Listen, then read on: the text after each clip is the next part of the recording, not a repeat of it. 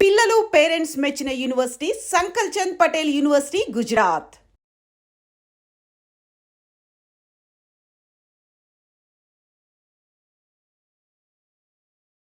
అందులో అశోక్ కుమార్ గారు చాలా అగ్రెసివ్‌గా ఉండేవాళ్ళు. చాలా మొండిగా, గట్టిగా ఉండేవాళ్ళు అనేది. ఎలా మారారు ఇంత సాఫ్ట్‌గా మళ్ళీ? సాఫ్ట్‌గా ఏముందమ్మా, I'm stubborn. Any day I'm stubborn. Hmm. ఒక డెసిషన్ తీసుకుంటే ఐయామ్ స్టబర్న్. ఒక మాట అన్నానంటే I'm stubborn on that. Even today I'm that. Hmm. Personally I'm soft. Any day I'm it's like this only. In decisions and when my profession comes, I'm stubborn my voice is very strong. ఒక mega project very first రీజనల్‌లో అంటే మనకు దూరదర్శన్‌కి సంబంధించి Telugu serial. ఆ కాలంలో రామాయణ అనేది ఉత్తరాది నాటు ఓవరాల్‌గా నేషనల్ వైడ్‌గా అది ఉంటే, తెనాలి రామకృష్ణ అంత పెద్ద ప్రాజెక్ట్ అందులో మీరే లీడ్ రోల్. మీరే తెనాలి రామకృష్ణ రోల్ ప్లే చేస్తున్నారు అంటే ఎలా వచ్చింది ఆ ఆపర్చునిటీ? ఎలా యాక్సెప్ట్ చేశారు ఇమ్మీడియేట్‌గా? అది నాకు యాక్చువల్‌గా అదో విచిత్రంగా వచ్చిందమ్మా అది. హ్మ్. ఎర్లియర్‌గా ఫస్ట్ దానికి ఆ సీరియల్‌కి Manishankar was the producer. Manishankar brothers were producers. And Jayant Paranji was director. ఆ! Okay. And CVL was associate డైరెక్టర్గా జాయిన్ అయ్యాడు. హ్మ్. సో వాళ్ళు ఇంటర్వ్యూస్ చేశారు చాలామందిని. తెనాలి రామకృష్ణకి, కృష్ణదేవరాయలకి, క్యారెక్టర్కి ఇంటర్వ్యూస్ చేశారు. Nobody was happy. They were not happy. Producers were not happy, director was not happy. అప్పటికే Jayant was my friend. మేము కలిసి ఒక వీడియో ఫిల్మ్ ఒకటి చేసాము. సో అలా అతను he's from English theatre, I'm from Telugu theatre. And CVL me was బాల్యమిత్రులు. ఈ నాటకాలు కలిసి చేస్తున్నాం మేము.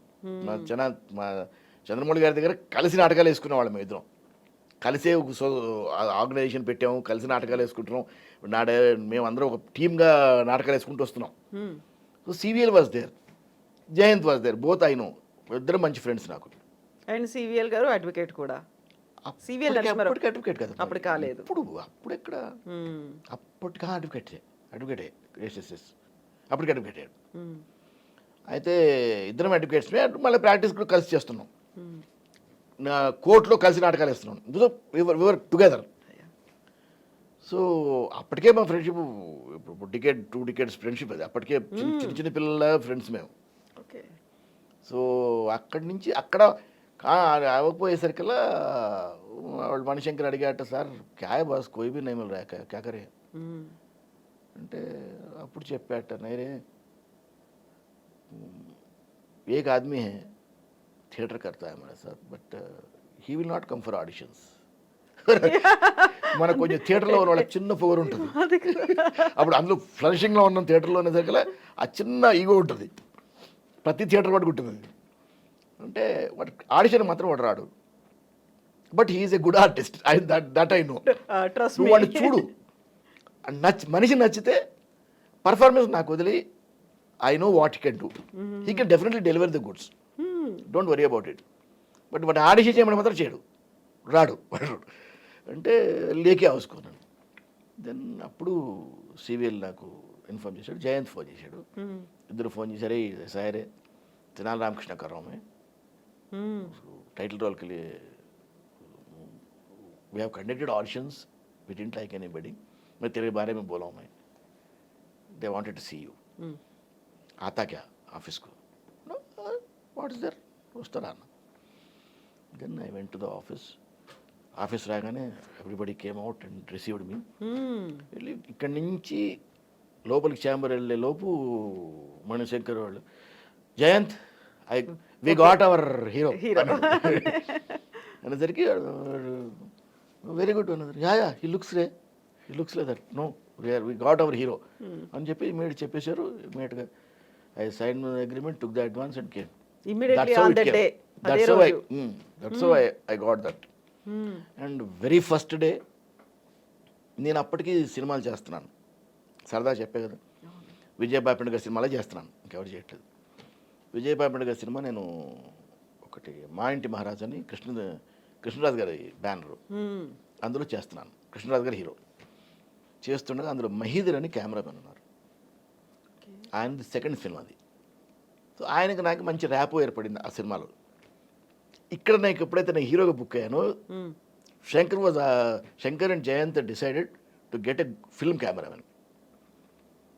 క్వాలిటీ కూడా అంత బాగుండాలి. బాగుండాలి, ఎందుకంటే పెద్ద ప్రాజెక్టు బాగా చేద్దామని డిసైడ్ అయ్యారు. అయినప్పుడు నన్ను because I use to involve everywhere, script దగ్గర నుంచి ఇన్వాల్వ్ అయ్యేవాడిని. సో నాతో డిస్కషన్ వచ్చింది. నేను అన్నాను, నాకు మహీధర్ అని చాలా బాగా చేస్తున్నాడు, ఫస్ట్ సినిమా నేను చూశాను అయింది, ఓకే, చాలా బాగా చేశాడు, అందుకని కృష్ణరాజు గారి బ్యానర్లో ఆయనకి సినిమా ఇచ్చారు, నాకు మంచి ర్యాపో ఉంది ఆయనతో, if you want I can get him అన్నా. అంటే జయంత్ కూడా అప్పటికి వినున్నాడు మహీధర్ గురించి. Yeah I heard about Mahidhar, అరే if you can get him nothing like it అన్నట్టు. అంటే నాకు షెడ్యూల్కి వెళ్ళాను. మళ్ళీ నేను వెళ్ళినప్పుడు అప్పుడు మహీధర్ని అడిగాను, అన్న ఇట్లా నాకు హీరోగా ఛాన్స్ వచ్చింది, దీంట్లో మీరు కెమెరా చేస్తే బాగుంటుందంటే, లేదు తమ్ముడు నేను డిజిటల్ నాకు తెలీదు. కాదు కదా, అతను ఏమన్నా నేను ఎప్పుడు డిజిటల్ వర్క్ చేయలేదు, కొత్తగా వచ్చింది డిజిటల్, అప్పుడే కొత్తగా వచ్చింది ఆ కెమెరా, నాకు వీడియో కెమెరా నాకు తెలీదు work. But anyway I will do for, నేను నేర్చుకుందాం ఏముందిలే, కొత్త టెక్నాలజీ కదా, లెట్ మీ లెర్న్, అది కూడా నేర్చుకుని చేద్దాం. అతను వచ్చాడు. అండ్ అప్పుడు కెమెరా కూడా మన దగ్గర లేవు, ఇక్కడ ఓన్లీ 2 కెమెరాస్ ఉన్నాయి సిటీలో. Manishankar got camera from Chennai, 7 channel అని ఉండేది, అక్కడి నుంచి చెన్నై నుంచి కెమెరా వచ్చింది. వస్తే అప్పుడు Mahidhar did that work, camera work, అందుకని సినిమాలో ఉంది. అప్పటికే Jayant was into films, Suresh ప్రొడక్షన్స్లో అసిస్టెంట్ డైరెక్టర్గా చేస్తున్నాడు అక్కడక్కడ. సో ఆ సినిమా టచ్ ఉండడం వల్ల సినిమాలో వచ్చింది. అది అట్రాక్ట్ అయ్యింది జనాల్లో. సో ఫస్ట్ డే చూడగానే గెటప్ వేసుకొని చూడగానే మహీధర్ ఇదేంటి పెద్ద ఆయనలో ఉన్నావు నువ్వు అన్నాడు ఆయన. కెమెరా చూసేసి ఏంటి ఇట్లున్నానంటే నాయసరాజులో ఉన్నాడు అన్నాడు. గెటప్ అంటే అవునా అంటే ఎవ్రీబడి స్టార్టెడ్ సేయింగ్ దట్. ఆ రోజే నాగేశ్వరరావుతో పరిచయం నాకు. ఫస్ట్ డే ఆయన సెట్స్కి వచ్చారు, ఆ రోజు పరిచయం ఆయన పోయేదాకా it was a very great bond with him. Nageswara Rao గారిని పిలిచారు ఆ రోజు సెట్స్కి. Jayant is a family friend of Nageswara Rao గారి ఫ్యామిలీకి. నాగార్జున వీళ్ళందరూ ఫ్రెండ్స్, వాళ్ళు దే ఆర్ ఫ్రెండ్స్ అదర్వైజ్, ఆ థియేటర్ నుంచి అక్కడి నుంచి ఫ్రెండ్స్ వాళ్ళంతా. సో ఆయనకి తెలిసి తెనాలి రామకృష్ణ ఎవరో చేస్తున్నారంటే చెప్పాడు, తను చేస్తున్నాను అంకుల్ చెప్పినట్టు. అంటే నేను వస్తాను అన్నట్ట. ఆ రోజు ఫస్ట్ డే వచ్చారు ఆయన. ముహూర్తం అంతా అయిపోయిన తర్వాత మేము టెంపుల్ సెట్లో షూట్ చేస్తుంటే వచ్చారు. ఇట్స్ గ్రేట్ ఎక్స్పీరియన్స్ అనమాట. అలా కళ్ళు మూసుకుని షార్ట్ చేసినట్టు కళ్ళు తెరవగానే ఆయన ఉన్నాడు, ఎదురుగా కనిపిస్తున్నారు, ఇలాగానే దండం పెట్టేస్తారు, బాగున్నాడు, గుడ్ లక్ అని వెళ్ళిపోయారు. అంటే ఆ పరిచయం అలా అలా అలా అలా అలా ఎంత క్లోజ్ అయిపోయారంటే ఆయన, I was in to his heart till the end.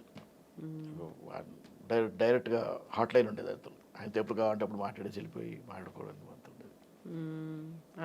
So close to me, ఆయనకు నేను అంత క్లోజ్ అయిపోయాను దగ్గరికి. బట్ లాస్ట్ మినిట్లో మాత్రం మీరు వెళ్ళలేదు కదా. ఆయన లాస్ట్ క్యాన్సర్ వచ్చిన తర్వాత నేను వెళ్ళలేదండి, ఆయన చూడలేకపోయాను నేను. ఆయన వీల్ చైర్లో వచ్చి అంటే ఆయన he was very conscious about himself. ఎక్కడ ఆయన ఏ రోజు కూడా ఆయన మెట్టెక్కుతున్నా ఆయన చేయించిన చూసేవాడు. ఆయన కష్టపడి 4 మెట్లు ఎక్కాడు తప్ప ఏ రోజు చేయి తీసుకుని సపోర్ట్ తీసుకుని ఆయన ఏ రోజున ఏ చేయలేదు. అలాంటి వాడు వీల్ చైర్లో కూర్చొని తిరుగుతుంటే ఆ పిక్చర్స్ చూశాను, నాకు వెళ్ళబుద్ధి కాలేదు. మాట్లాడేవాళ్ళ ఫోన్లో అయితే మాట్లాడలేదు నేను. ఫోన్లో ఆయన క్యాన్సర్ వచ్చిన తర్వాత నేను ఆయనతో మాట్లాడలేదు, ఆయన దగ్గరికి వెళ్ళలేదు. 2 సార్లు ట్రై చేశాను వెళ్దామని, బట్ నా కాన్షియస్ ఒప్పుకోలేదు. ఆయన అలా ఫిక్స్ అయిపోయారు. నేను ఆయన అలాగే ఉండాలనుకున్నాను, అలా ఉండిపోయాను అంతే. అలాగే ఆయన ఎప్పుడు అనేవాడు ఆయన, మన విజన్ ఉంటే అలా ఉండిపోవాలి మన మైండ్లో అని. అందుకే అదే గుర్తొచ్చింది నాకు, అది అలా ఉండిపోయి అలాగే ఉండాలి ఆయన అని వెళ్ళాను. బట్ లాస్ట్ ఆయన పోయిన రోజు వెళ్ళాను. It was a great experience. నా కోసం బాడీ వెయిట్ చేసింది, నేను వెళ్ళి చూశాను, తీసుకెళ్ళిపోయాను బయటికి. Great bond. అది ఐ కెన్ సీ దట్ ఆ ఎమోషన్ని. సో నిజంగా ప్లీజ్ మన ఒక రకంగా ఆయన్ని అలా ఫిక్స్ చేసుకున్నారు. ఆ పిక్చర్ అనేది ఎప్పటికీ మైండ్లో ఉండిపోతుంది, ఇప్పటికీ ఉంటుంది, కలకాలం అలాగే ఉంటుంది. ఆయనకు కూడా అర్థమైంది కదా అది. ఆయన దగ్గర నుంచి చాలా నేర్చుకున్నాను నేను. అంటే ఇండస్ట్రీలో మనం ఎలా ఉండాలి, మనం ఎలా బిహేవ్ చేయాలి, హౌ ఒక ఆర్టిస్ట్ అనేవాడు ఎలా ఉండాలి, చాలా నేర్చుకున్నాను. చాలా ఆయనతో మాట్లాడుతుంటే అసలు is an encyclopedia. And take you just name any subject ఆయన మాడగలడు. అనర్గళంగా గంట తరబడి మాడగలడు. ఆయన అంత నాలెడ్జ్ ఎలా గెయిన్ చేశాడు అన్నది ఆయనకే తెలుసు, భగవంతుడికి తెలుసు. అంటే a person who has just passed 7th class, అంత నాలెడ్జ్ అసలు యూ కాంట్ ఇమాజిన్. ఆయన మాట్లాడుతూ ఉంటే డెప్త్ ఆఫ్ ద సబ్జెక్ట్, డీప్గా సబ్జెక్ట్లోకి వెళ్ళిపోయి మాట్లాడతాడు అనర్గళంగా. కొన్ని గంటలు ఆయనతో ఎప్పుడు ఆయన దగ్గరికి వెళ్ళినా మినిమం 2 to 3 hours కూర్చోండేవాళ్ళం మేము. మినిమం 2 to 3 hours తక్కువ ఏ రోజు కూర్చోలేదు అంతే మేము. Great person. లక్కీ నాకు అదృష్టం ఏంటంటే ఇద్దరు లెజెండ్స్తో చాలా క్లోజ్ అనుబంధం. ఎన్టీఆర్ గారితో కూడా అసలు ఎన్టీఆర్ గారిని నేను చూస్తాను కూడా అనుకోలేదు. ఎందుకంటే నేను ఇండస్ట్రీకి వచ్చేసరికి ఆయన ఇండస్ట్రీ నుంచి వెళ్ళిపోయాడు. ఆయన 83 ఈవెంట్ అయ్యే ఇండస్ట్రీ నుంచి సీఎం అయిపోయాడు ఆయన 83లో.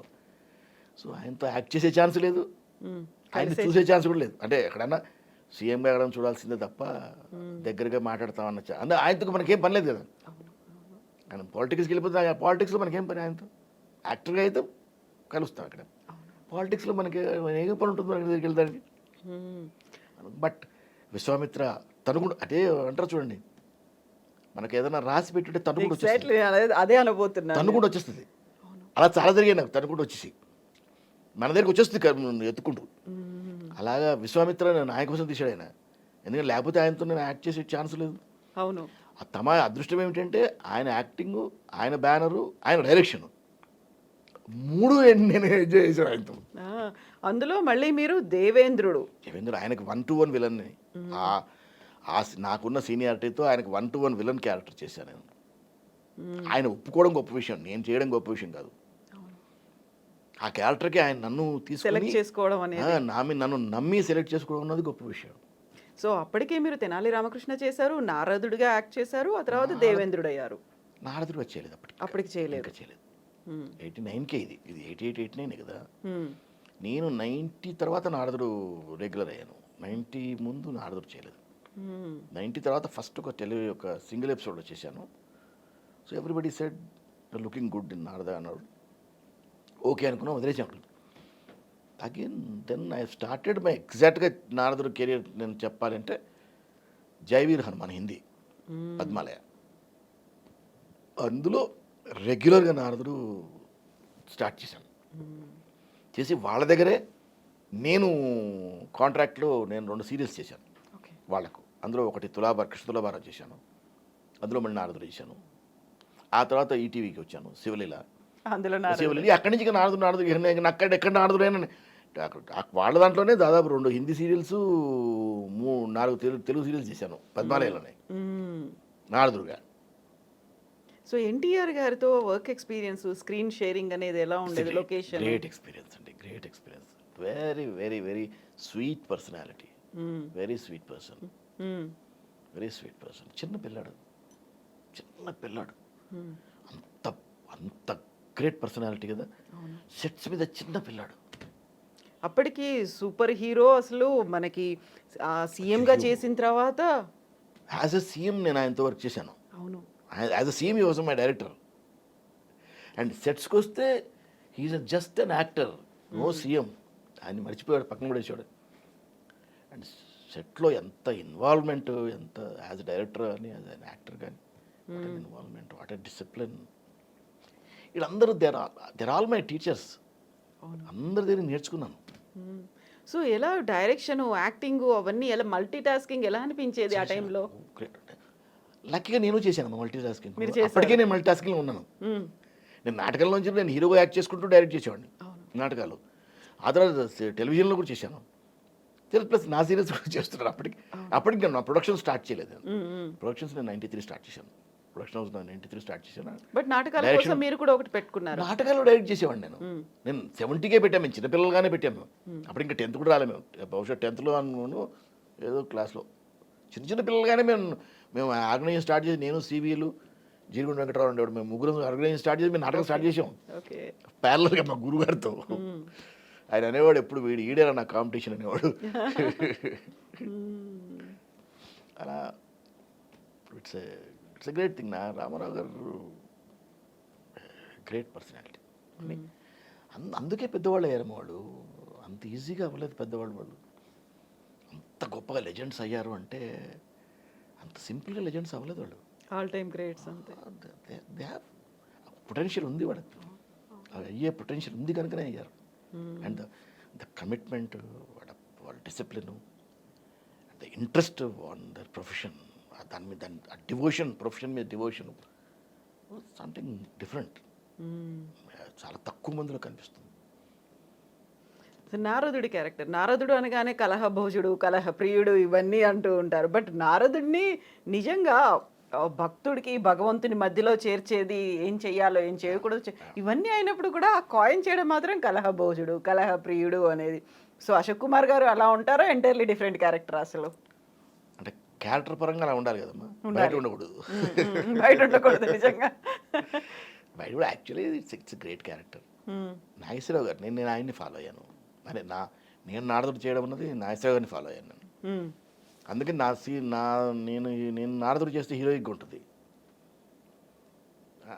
నేను ఆయన్ని ఫాలో అయ్యాను. నాగేశ్వరరావు గారు భూ కైలాసలో చేసిన నారదుడే నాకు మైల్ స్టోన్, అదే ఫాలోయింగ్కి నాకు యాడ్ స్టిక్ అదే. ఆయన్ని ఫాలో అయ్యాను నేను. అందుకని నేను యాక్చువల్గా కాంతారావు గారు పాపులర్ నారదుడు గారు, కానీ నాకెందుకు నాగేశ్వరరావు గారు నచ్చారు. అంటే ఆయన స్టైల్ ఆఫ్ వర్క్ నచ్చింది నాకు. Is different. ఆయన హీరోనే, ఈయన హీరోనే, బట్ ఈయన మౌల్డ్ వేరు, ఆయన మౌల్డ్ వేరు. నారదుడు నాకు ఆయన మౌల్డ్ నచ్చింది, సో ఆయన మౌల్డ్ ఫాలో అయ్యాను నేను. కొంచెం ఆ హీరోయిజం ఉంటుంది, అందుకని ఆ క్యారెక్టర్ కొంచెం అలా పైకి వెళ్తుంది. అండ్ అందులో కృష్ణుడు క్యారెక్టరు, నారదుడు క్యారెక్టరు ఆల్మోస్ట్ ఈక్వల్. ఎందుకంటే అన్ని ఎమోషన్స్ ఉన్న క్యారెక్టర్స్ అవి. అవును, ఆ రెండు క్యారెక్టర్స్ మన చరిత్రలో ఎప్పటికీ ఉంటాయి, ఎప్పుడు నిలబడితే. అలాంటి క్యారెక్టర్ తెనాలి రామకృష్ణ. మళ్ళీ మన సోషల్ హిస్టారిక్ వస్తే ఒక్క తెనాలి రామకృష్ణ మాత్రమే అలా అన్ని ఎమోషన్స్ మిక్స్ అయి ఉన్న క్యారెక్టర్. మిగతా ఏ క్యారెక్టర్ అలాంటి అన్ని ఎమోషన్స్ మిక్స్డ్ క్యారెక్టర్ దొరకదు మనకు. నారదుడు అదే, కృష్ణుడు అదే, తెనాలి రామకృష్ణ అదే. ఈ 3 characters are known for that multi emotional thing. Yeah, కృష్ణుడు క్యారెక్టర్లు చాలామంది పోషించినప్పటికీ, రాముడు క్యారెక్టర్ పోషించినప్పుడు కూడా నారదుణ్ణి లేకపోతే తెనాలి రామకృష్ణుని అంతగా పోషించిన వాళ్ళు ఆ తర్వాత అంటే సెకండ్ పర్సన్ మీరే. ఇంకా థర్డ్ ఎవరు అంటే అంత పెద్దగా ఎవరు కనిపించట్లేదు అసలు. లేరు. అంటే ఓన్ చేసేసుకున్నాం అంతే. అది బ్రాండ్ అయ్యేసరికి ఓన్ చేసేసుకున్నాం. అందులో ఏంటంటే ప్రతి సీరియల్లో ఎప్పుడు నేను నారదుడు కొత్త ప్రాజెక్ట్ వచ్చింది, అందులో తేడా ఉంటుంది. అది రామారావు గారి దగ్గర నేర్చుకున్నాను నేను. ఆ తేడా మీకు తెలియదు, నాకు తెలుస్తుంది, మీకు తెలియదు. ఎలా అది తెలుస్తుంది? ఎక్కడో గెటప్లోనూ ఉంటుంది, నాకు హావాల్ ఎక్కడో క్యారికేచర్లో ఉంటుంది, దాన్ని ఎక్కడో ఉంటుంది. చిన్న చిన్న తేడాలు చేసుకుంటూ పోతాను. అది పెద్ద ఆయన చేశారు, కృష్ణుడు క్యారెక్టర్కి చేశాడు ఆయన. అది నచ్చింది నాకు, అది ఫాలో అయ్యాను. అందుకని మీకు ఎప్పుడు చూసినా ఫ్రెష్గా ఉంటుంది క్యారెక్టర్. అందుకే కొత్తదనం ఉంటుంది. ప్రధాని కొత్తగా చేస్తాను ఏదో ఒకటి. గెటప్లోనే ఉంటుంది, బొట్టులో ఉంటుంది, లేకపోతే మేనరిజమ్స్లో ఉంటాయి. ఎక్కడో ఏదో కొత్తగా ఉంటుంది. ఒక ప్రాజెక్ట్కి సంబంధం ఉండదు. నేను చేస్తున్న దాంట్లో చిన్న మార్పులు ఉంటాయి, పెద్ద మేజర్ మార్పులు ఉండవు. మేజర్ మార్పు ఉంటే తెలుస్తుంది అందరికీ, మేజర్ ఉండదు. మీకు తెలియకుండా how to make it fresh అని ఆలోచిస్తుంటాను. అలా చేసుకుంటూ పోతుంటాను కనుక ఎప్పుడు మీరు ఏ సీరియల్లో చూసినా కొత్తగా కనపడుతుంది character. Okay, even in the dialogue delivery కూడా నారాయణ నారాయణ అనుకుంటూ వెళ్ళడం, అందులో అది ఆ ఒక్క మేనరిజం మాత్రం మారదు, ఒక్క నారాయణ మాత్రం మారదు. అది మారితే దొరికిపోతాం. అది దొరకదు. అదర్ క్యారెక్టర్ ఉంటుంది, మార్పు ఉంటుంది. పట్టుకోలేరు కానీ మార్పు ఉంటుంది. సో బట్ నారదుడు అన్నిట్లోకి నాకే తేడా కనిపించింది బాపు గారి. నేను చేసిన అన్ని నారదుడు ఒక ఎత్తు అయితే బాపు గారి భాగవతం మాత్రం ఒక ఎత్తు. అసలు ఆయన క్యారికేచరే వేరు, అసలు ఆ క్యారెక్టరైజేషనే వేరు. అది ఆ మూమెంట్స్ కానీ, డెలివరీ కానీ మొత్తం టోటల్గా డిఫరెంట్ అయింది.